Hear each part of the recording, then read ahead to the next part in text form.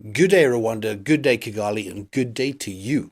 And thank you so much for checking us out. We are HiP Rwanda, the hospitality industry podcast, and we're based in Kigali. We are Rwanda's first hospitality podcast, and we really hope we can be your number one source for news and events and anything going on within the hospitality space. It is very important to note that this podcast is not just for those who are working within the hospitality industry. We are for the consumers as well. So whether you want to just know about new hotels, new restaurants and specials and maybe great places to go vacation around Rwanda, this podcast is definitely for you.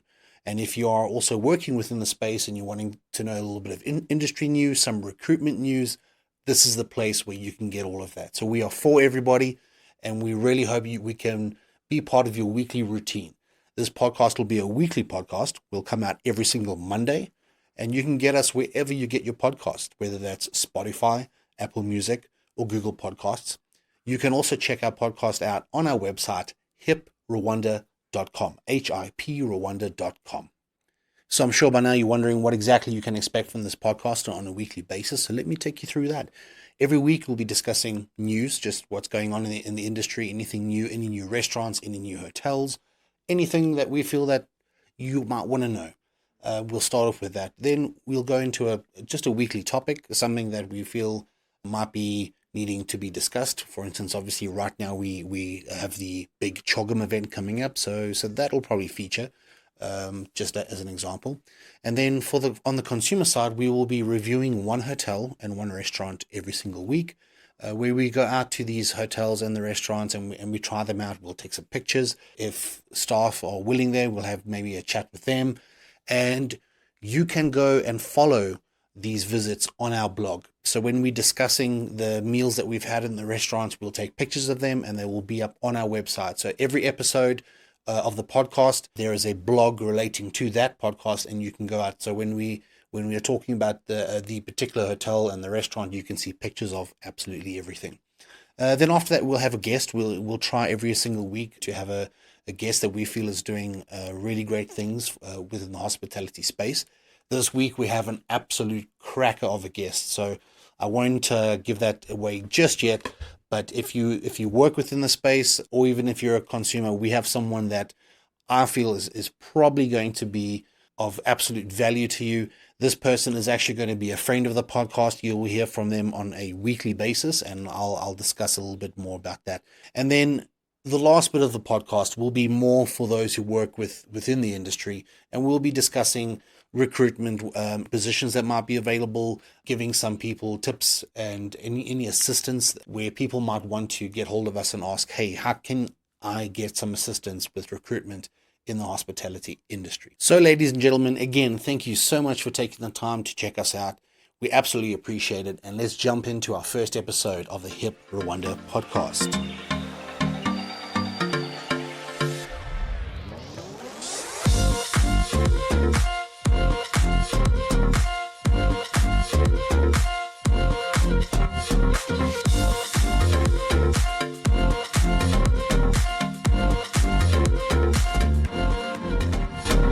Good morning and thanks for listening. I hope you're having a magical Monday. It's the HiP Rwanda Podcast.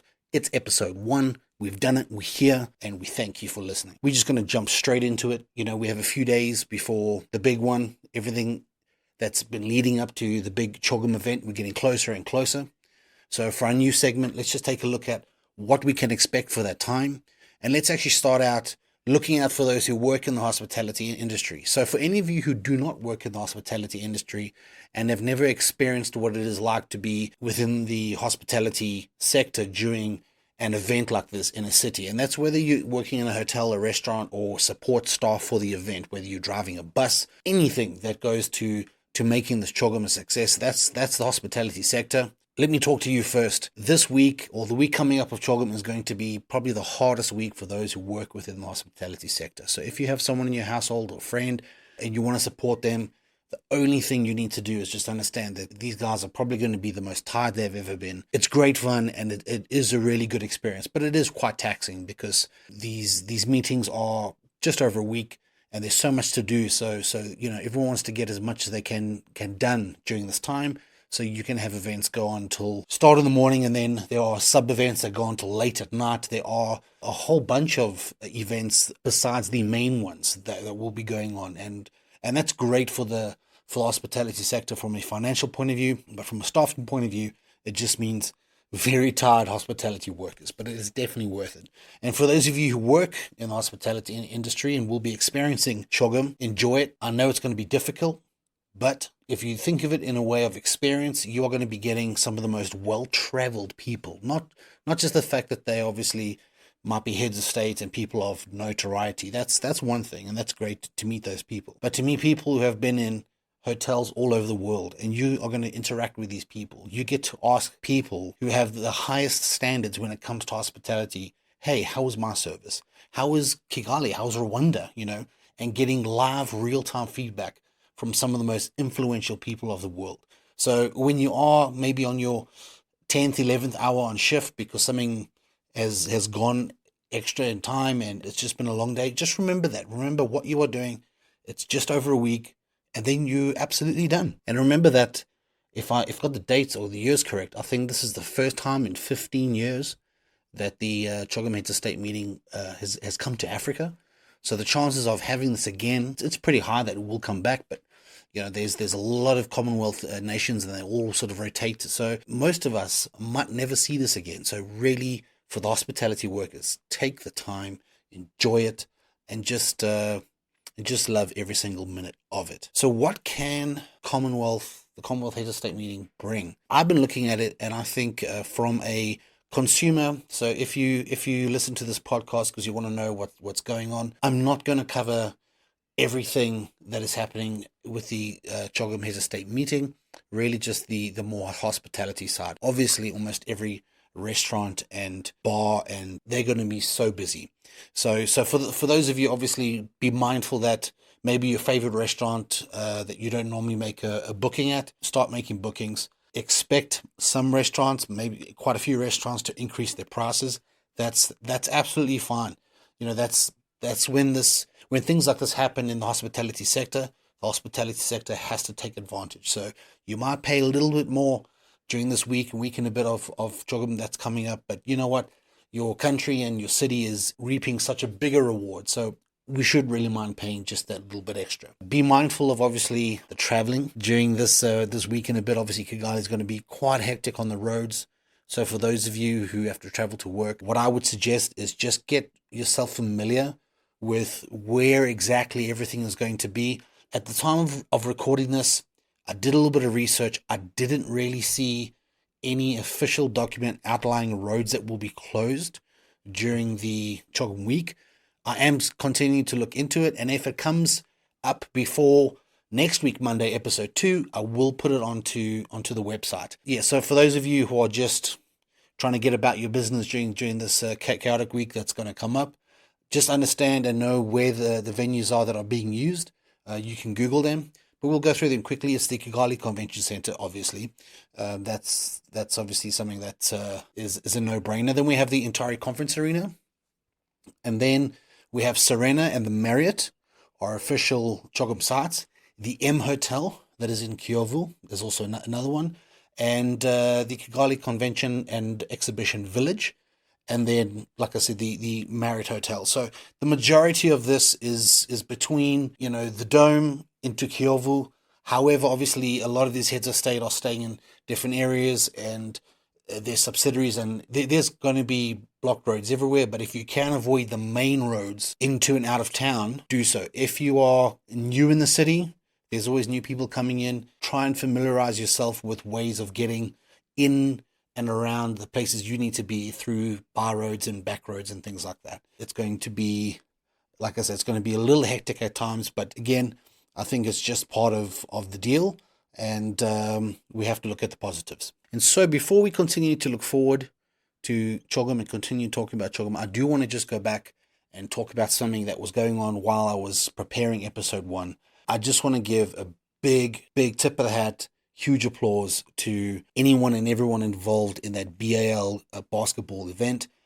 It was my first time going to the Kigali Arena, but I believe now it is the BK Arena, which is great to see. I hope that sponsorship would mean that they would also help bring in events of that magnitude. So I went to one of the earlier days. I didn't make it to the final, but I just really wanted to say it was my first time at the BK Arena. What a world-class event. Absolutely amazing. The ticket pricing for me was also just absolutely mind-blowing, that you could attend an international event, sporting event, and that had quality basketball, and you could get in there for 3,500 francs. It's almost unheard of. And the attendance was really good as well. So a big shout out to anyone and everyone who has anything to do with BAL, the city of Kigali, the actual league itself. Whoever you guys are, you guys really hit the ball at the park. So well done to you. So as I said, I didn't really want to cover too much around CHOGM, also because between today and when it starts, many things could shuffle and change sometimes, and often this sort of thing does. So I really just want to focus on one thing I'm definitely going to be checking out is the CHOGM Street Festival at the Car Free Zone in town. This looks like it's going to be absolutely fantastic. I think I did see that they were advertising that there are 1 or 2 spaces left. So if you're a small business, if you want to show off your goods and what you have, this is really going to be something to check out. Obviously, there's going to be food and all sorts and entertainment. But what is definitely catching my eye is the Chief Chef Africa competition that's going to be going on there. It is a exhibition of chefs. So that is definitely something that we'll cover here on the podcast and see how that goes. But definitely for now, our big news for the week for CHOGM is go check out the street festival. It's going to be going from 12 p.m. to 9 p.m. every day. They'll be taking fees at the gate. That's as it stands on the website. So let's give that as much support as we can. And we see the 4 Points by Sheraton has opened up, but ready in time for CHOGM. So that's absolutely amazing. Means more jobs for us in the hospitality sector. So absolutely amazing. 154 rooms. So that's definitely going to also go a long way when Rwanda is trying to attract more and more MICE business. So that's absolutely fantastic. I believe it'll be open to the public in July. And the HiP Rwanda podcast will try and bring you some news, get in there, take some pictures. Let's see if we can bring you some insight before it opens to the public. So that would be amazing if we could do that. So yeah, not too much news for this week. We will build on that. I think there is so much happening between now and when CHOGM starts. There is so much information out there, and things are going to change on the fly. Venues are going to change. So we are going to only report things to you that we feel is definitely going to happen, set in stone. But what we can do then is just move on to our topic for the week. And I was thinking, what can we do? What can we discuss this week? And while I was doing research for the CHOGM information, I saw the CHOGM theme, and I thought, you know what, that's actually brilliant. So the theme for CHOGM 2022, if you don't know, is delivering a common future, connecting, innovating, and transforming. And I thought this is actually quite a good thing to discuss, because when it comes to hospitality, Rwanda is very unique in that it is a very young industry. A lot of the hotels that we have here haven't been around for 20, 30, 40 years. We're talking about the name brands, and it's always been a private sector driven thing, especially within food and beverage. Something that I very like in Kigali and Rwanda as a whole is you don't have a dominance of commercial food entities. I don't mean brand name hotels, but I mean fast food. So we don't have the McDonald's. I think that, we have one KFC, but there's not this overdrive of commercial product, which I think is absolutely amazing. And I think because of that, the private sector is put under pressure by its consumer to bring new things. And also, I think this is what COVID taught a lot of hospitality entities, is connecting. Normally, we were used to having all of the consumers coming to us, and then there was lockdowns, and now we had to find new ways of going to the consumer. So there's that. So for those of you who are on the consumer side, what would you like from the hospitality industry, whether it's from the hotel side, conferencing, food and beverage, restaurants? Where do you think there can be better connecting and innovating and transforming? Get hold of us on hiprwanda.com. You can go to our website, leave a message, or you can email us on hiprwanda@gmail.com.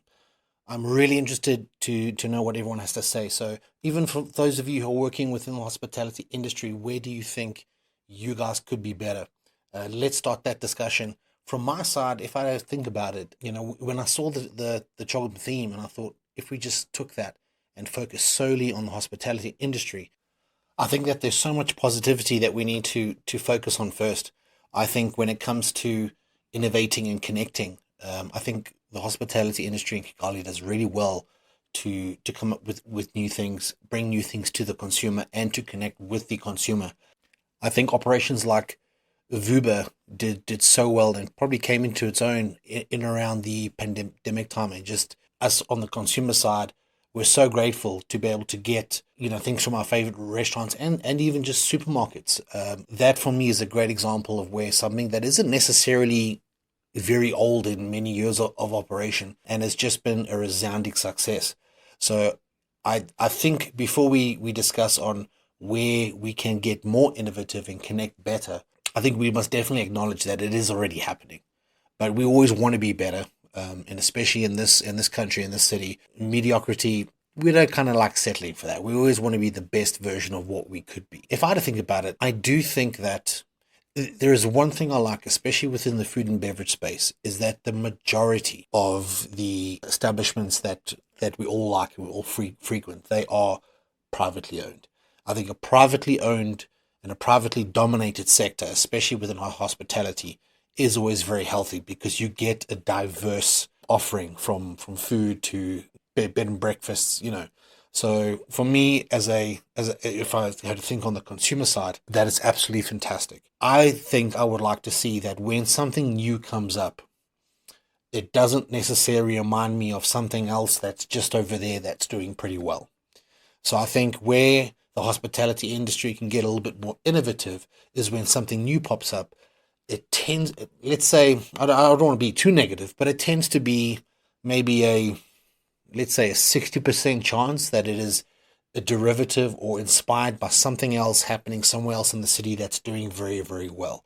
We need to try and get away from that, and when we open up something, go, is this being done already? Do I need to do this? And listen, it doesn't mean just because something is being done, you shouldn't do it as well. There are many examples where we could say, you know what, this particular entity was operating within and doing, these things over here, but maybe they weren't doing it so well. So someone saw a gap and decided, well, we're going to do it better. That's how most great businesses work. So that's absolutely, fine. But for the most part, I would like to see some real forward-thinking, crazy ideas coming out of, again, especially within the food and beverage industry. So that's my input. I would love to hear from you. Like I say, please let us know what you think. Give me some input. You can obviously, when you get in contact with us, you can leave your name if you'd like me to read out your statement or your comment on air. I'll happily do so. And it's going to be very interesting to see what you guys have to say. And that moves us on to what is probably my most favorite part of making the show, is the restaurant review.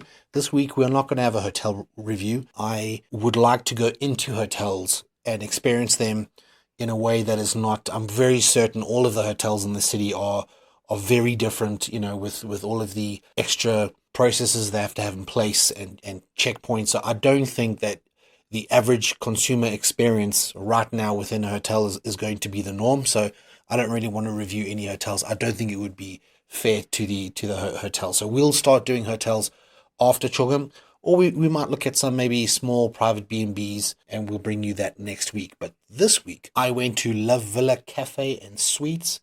This is on KN9, number 85. So very easy to find, and I absolutely enjoyed myself.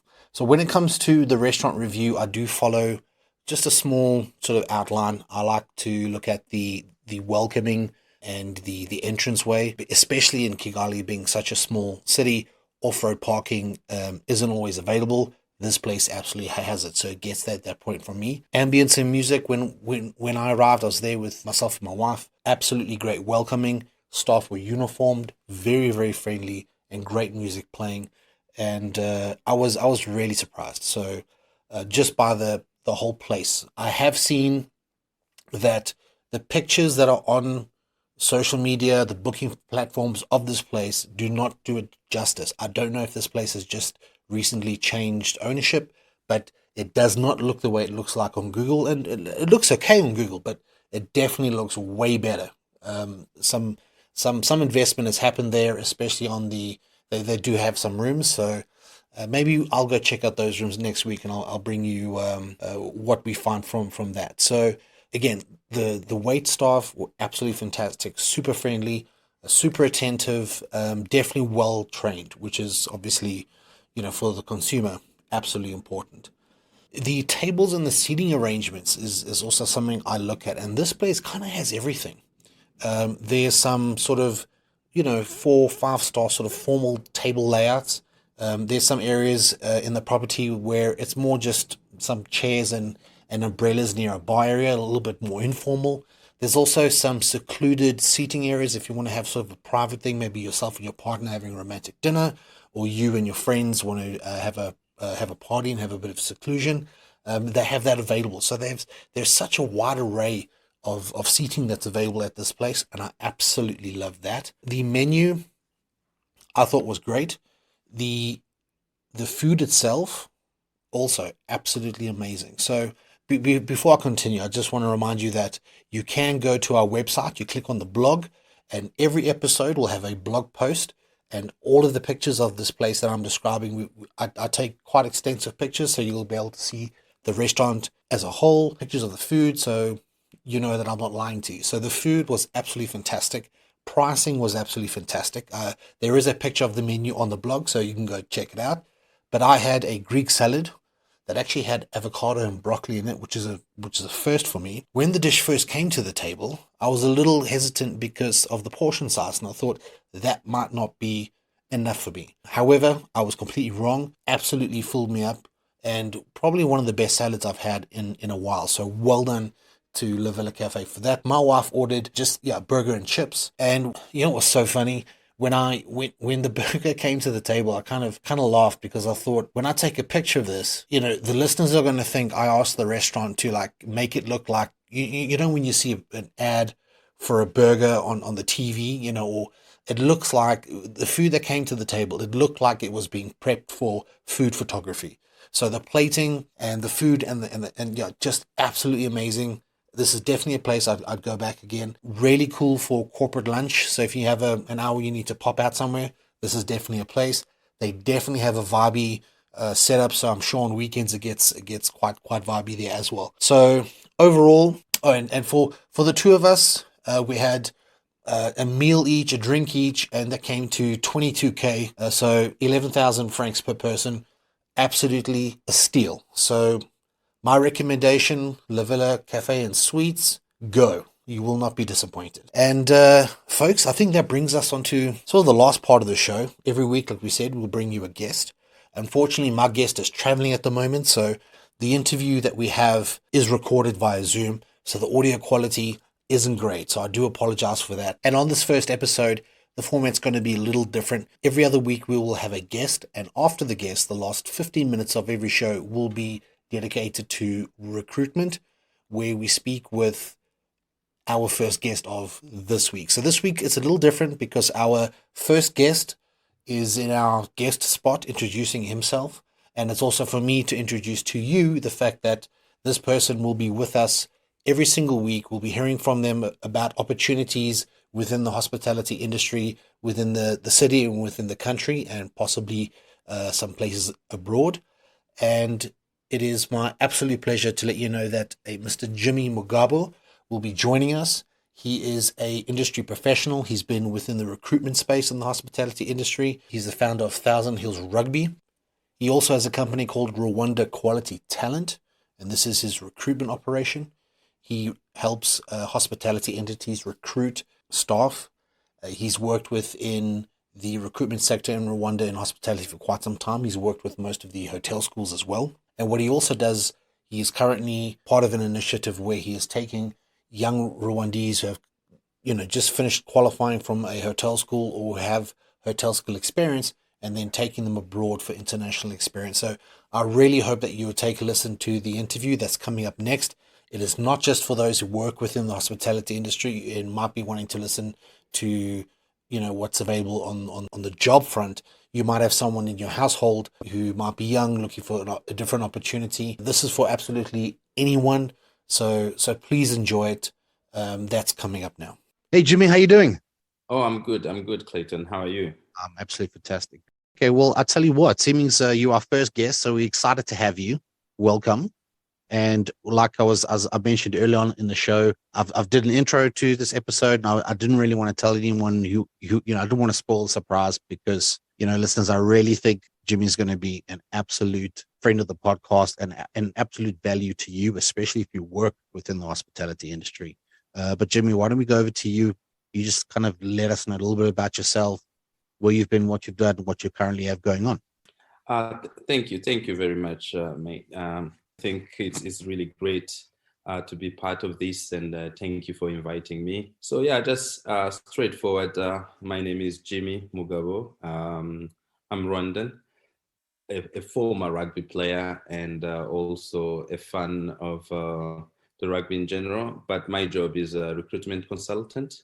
So I do recruitment where I worked for over 6 years. I've been working in the field, and I worked with different institutions in Rwanda, mostly educational. And part of my job was really to do the training, job readiness training for students and graduates, and really get them to be market ready, or to be able to connect with the jobs and apply for jobs, and eventually, not only for internship, but eventually acquire meaningful jobs. So that's what I've been doing for the past 6 years. And I'm happy to say that it's been going well. It's really fulfilling to see, like if you can provide training for a young girl or boy who is a fresh graduate, who most of them really don't know what to expect in the marketplace or the job market, if I may say. So it's been really fulfilling to see where you can get someone from point A to B until they get a job and they get promoted to that job. So that's what makes me happy, and makes me wake up in the morning knowing that I can do something meaningful to my fellow Rwandans. I've been doing that for a while, and now I am not working for any company. I just work for myself. I started in 2019, where I set up Rwanda Quality Talent, which is a registered company in Rwanda. And what I do is the same thing I've been doing, just training graduates and the youth in general on how to write a CV, how the CV could just look professional, and eventually train them on how to interview, what are the questions are asked during an interview, so that they can land their preferred job. I'm also, as I mentioned before, I'm a big fan of rugby. I played myself. I was a center, and I played for the national team of Rwanda. I was the captain of the national team of Rwanda for quite some time. So with rugby, for those who know sport, is a connector. So I get to travel around the world. I met different people. Some of them I would call like really good friend. Until now, we are like a family. And after that, with my work and also growing up, I got injured, and the idea of starting a rugby club or a rugby team, which will support really the young Rwandans who are passionate about the game and would like to take it further. So me and my few friends, we co-founded a team in Rwanda called the Thousand Hills Rugby. We practice at Gatenga. Many people in Kigali know where Don Bosco Gatenga is. It's like a youth center. And that's where we practice. We started there in 2016, and now we have grown up to over 100 players. I mean, kids with different age grades, really, from what we call the under 16, and there is also the under 18, and also the senior team. At Thousand Hills, we call them the junior team, which is the youngest, the development team, which is more of those we would like them to transition into senior team. And then there's a senior team. So I'm happy that part of the team have made it to the national team and representing Rwanda in different competitions.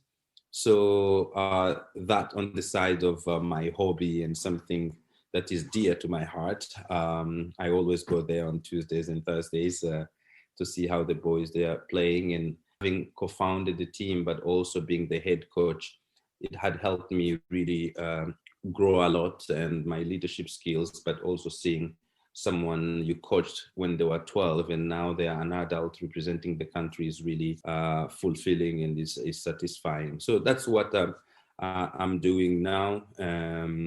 Mostly the recruitment part, which is a business. Definitely the idea of the business is that continue to providing training, but also connecting Rwandans to different jobs in Rwanda, but also around the world, and mostly in Great Britain, where I got some few connections. And as we speak now, I'm happy to say that there are a few Rwandans working in the hospitality industry mainly, because I also worked in hospitality, and I will mention a little bit about that as we go along. Okay, yeah, that's great. And I think if you do live in Rwanda and you somehow don't know Jimy, because he's a very popular man, what actually happened was, Jimy, I recently got back into Rwanda, and Jimmy's one of the first people I thought to go and see, and I mentioned to him that I was wanting to start a podcast about the hospitality industry, because I think Rwanda is such a unique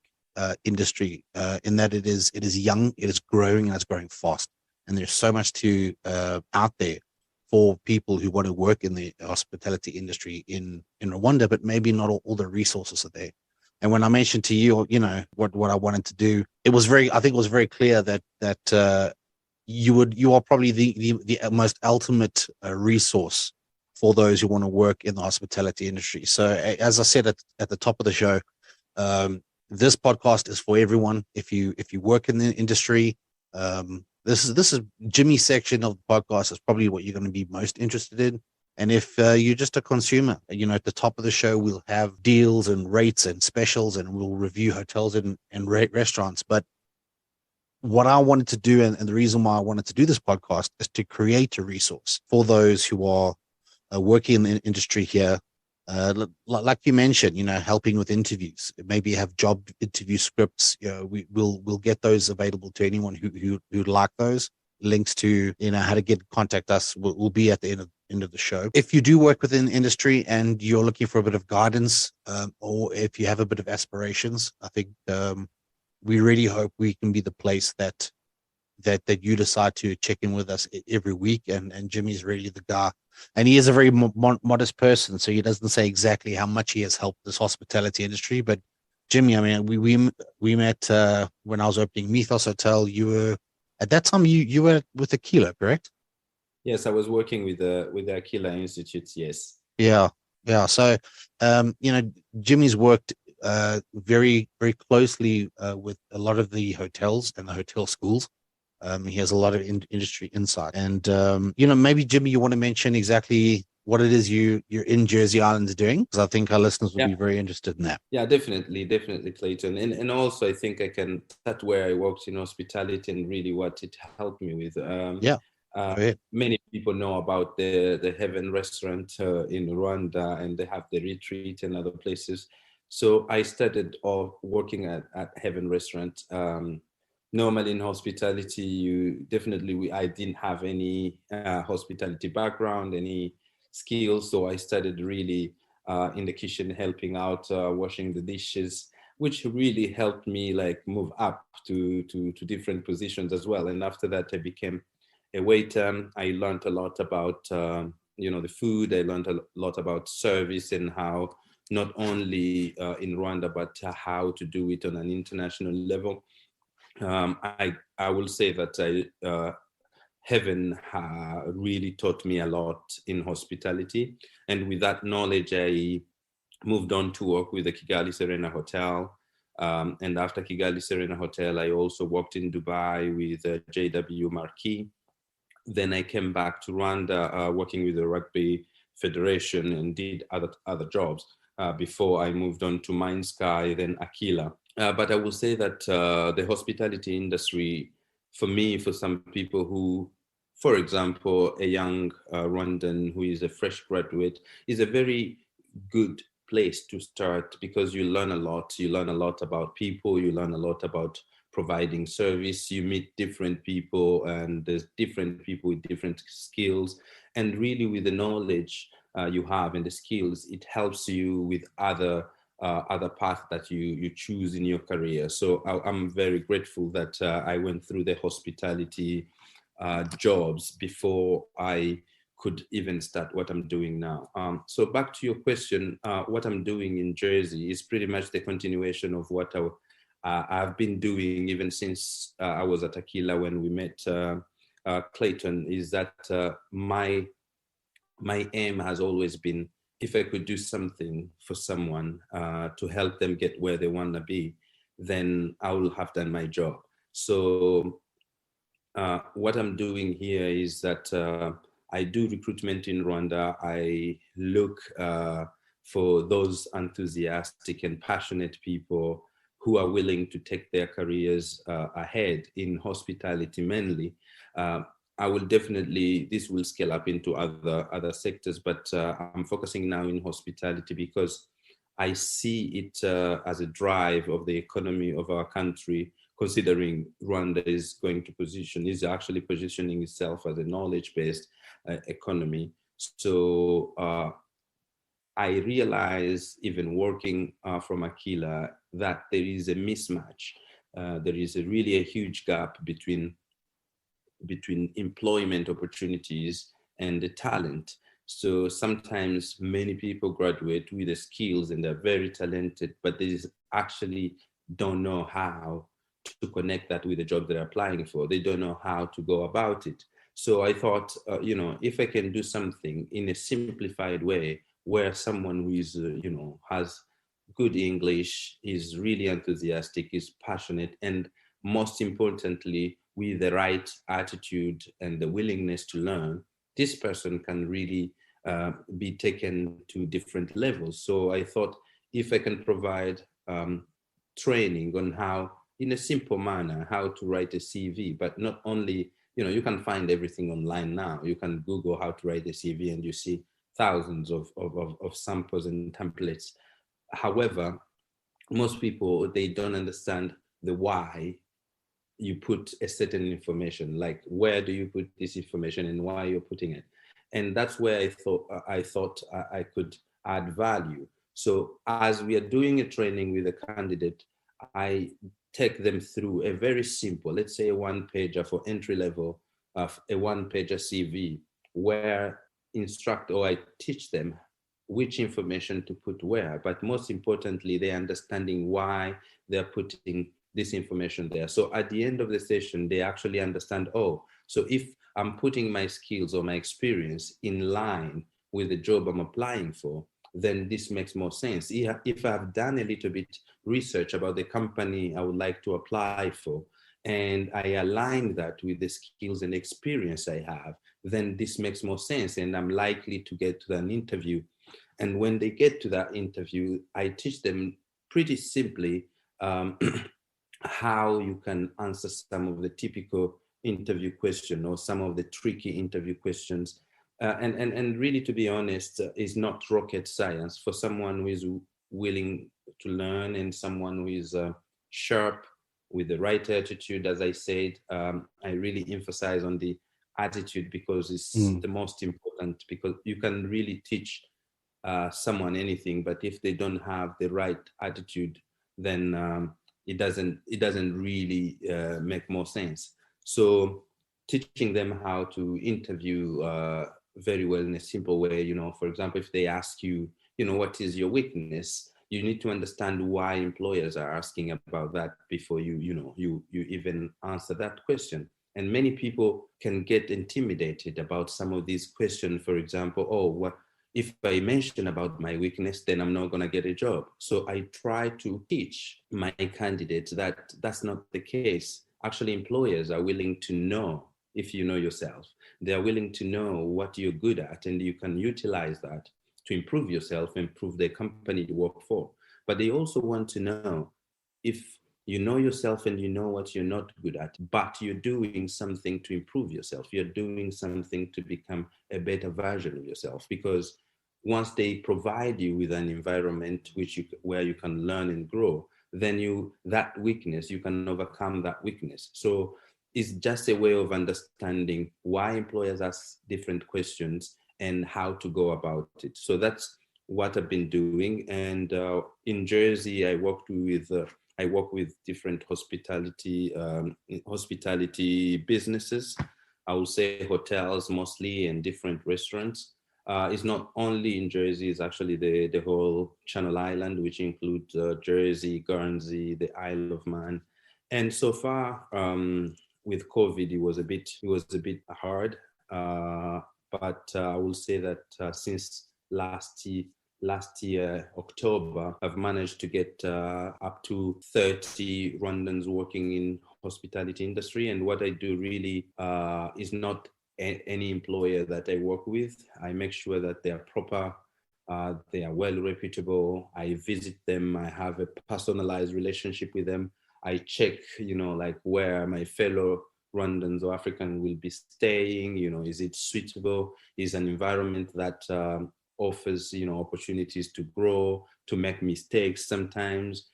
So it's not just providing employment for someone who is seeking a job, but is an environment which is meaningful to them, which will pay them well, but will also provide an environment to grow and become the best version of themselves, and eventually come back to Rwanda and become the future employers.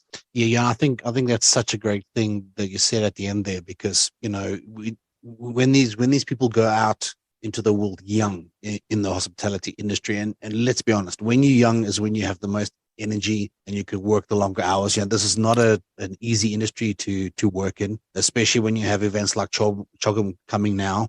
It's long hours. So, if you're taking these guys, number one, they get to go and get international experience. So that's absolutely fantastic. Then they come back with that experience. So already there's an investment, just them going there. Not only are they from a pay perspective and, obviously there's their wages and there's all that, but the experience now, it's the person who has benefited, and now Rwanda's benefiting, having an internationally trained person, which I think is absolutely fantastic. And then Rwanda, in my opinion, Rwanda's is at a point where it is growing so quickly that I believe that at some point, if Rwanda wants to go and offer services in every hotel on a daily basis at a level that is of international standard, we're going to have to start getting people going to international spots to get experience. So I think what you're doing is absolutely amazing. Maybe you can take me through the process. So I'm Rwandese. I'm sitting at home. I've maybe just finished my hotel school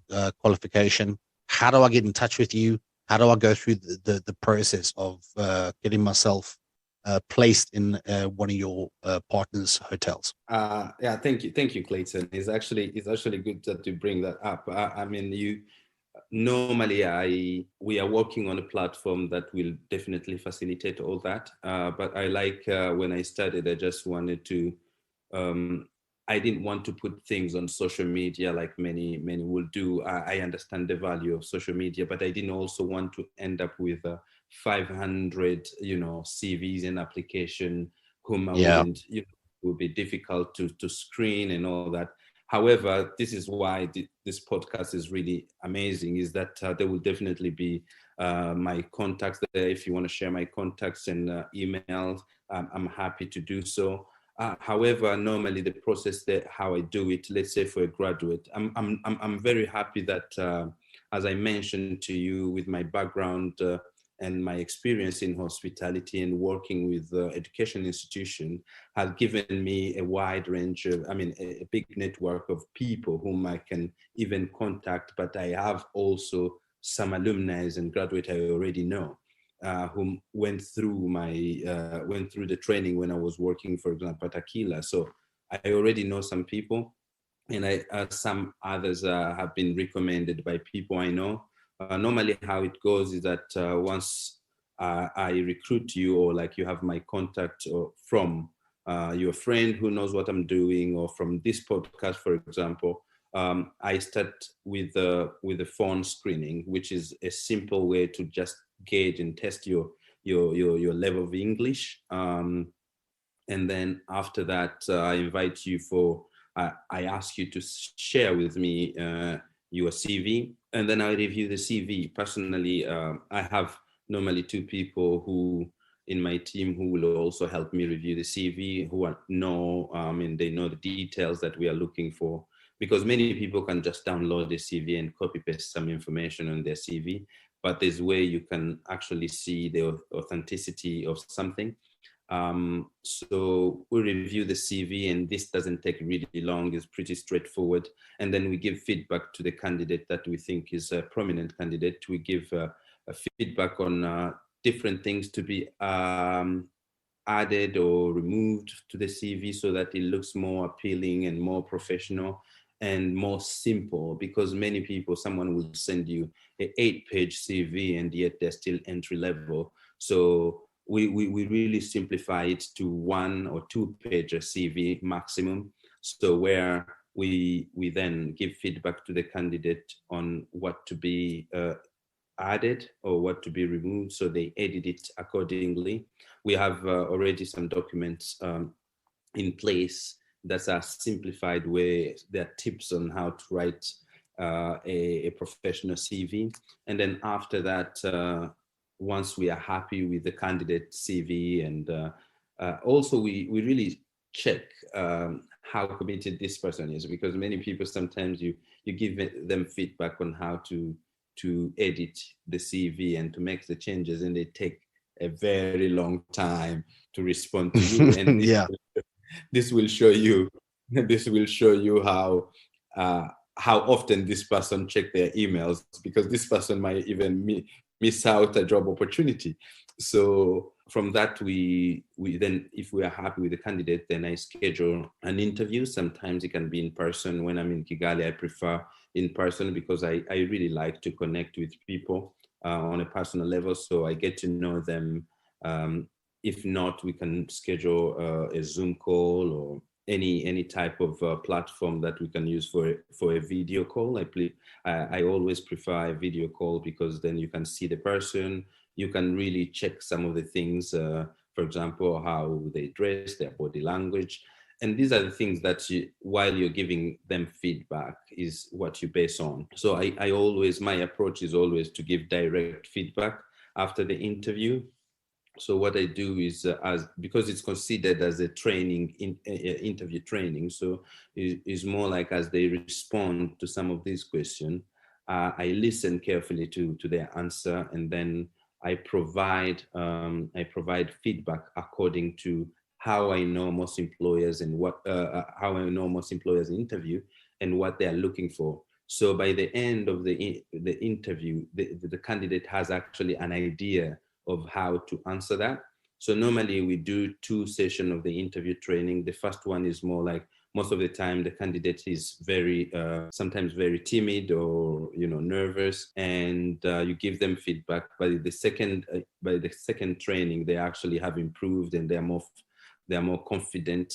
And if need be, then we do a third one where it's more like of polishing up really some of the errors that they make in maybe grammar or like their language. And then I always encourage, because we speak Kinyarwanda as the main language in Rwanda, so you will find that many people don't have exactly the same accent, or they don't know as many words to use in an English language, but they understand and they can speak, they can have a conversation. So what I encourage most of the candidates is that they shouldn't worry about their accent or try to fake it. Is actually just be yourself, use the simple English that but get your message across. The most important thing is that you understand the question that you've been asked by the employer or the interviewer, and then the interviewer also understand your answer. So if that communication is clear and smooth, then you have done your job. So that's what I encourage candidates. And after that, mostly after the third or the second training, when we're happy, we then send the CVs and all the documents required. Because if it's in Rwanda, for example, if it's an employer in Rwanda, it's just a CV really that is needed. But if it's something that involves traveling, then we would like to know if they have a passport.